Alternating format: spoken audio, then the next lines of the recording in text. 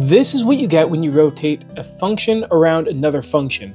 This is a parabola wrapped around a sine function, and this is a sine function wrapped around a parabola.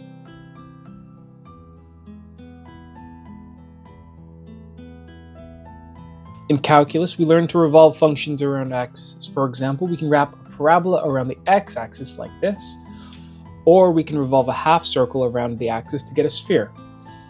All the way back in high school, I asked if it was possible to wrap a function around another function. The teacher either said no, it's not possible, or no, he didn't know. Either way, he said no, and that didn't sit right with me. So 15 years later, here I am, finally making a video about this.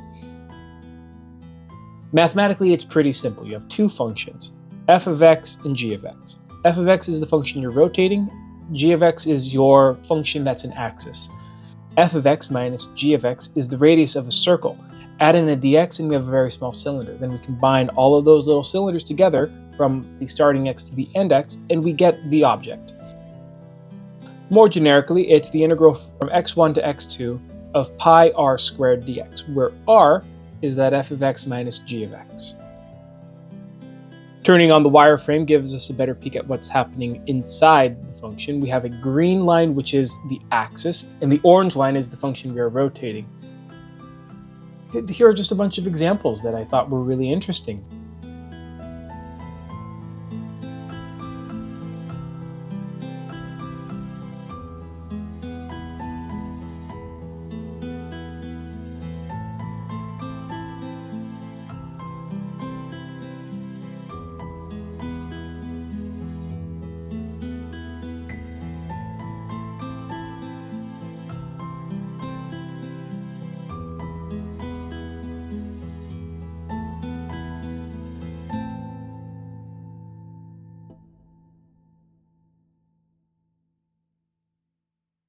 The program lets me export it as an STL, and I'm able to take that and 3D print it. So here is a parabola rotating around a sine wave.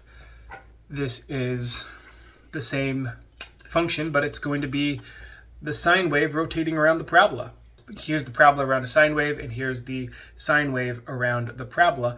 They actually have the exact same area. Interestingly enough, the integral works out where they are equal. This is one of my favorites. It's a half circle rotated around -1 over x squared, and it gets this cool saucer shape. Thank you for watching. If you want to play with the tool that I built, please just let me know. I'll either host it or I'll throw it up on GitHub so you can run it on your own computer. Yeah, take a look if you want.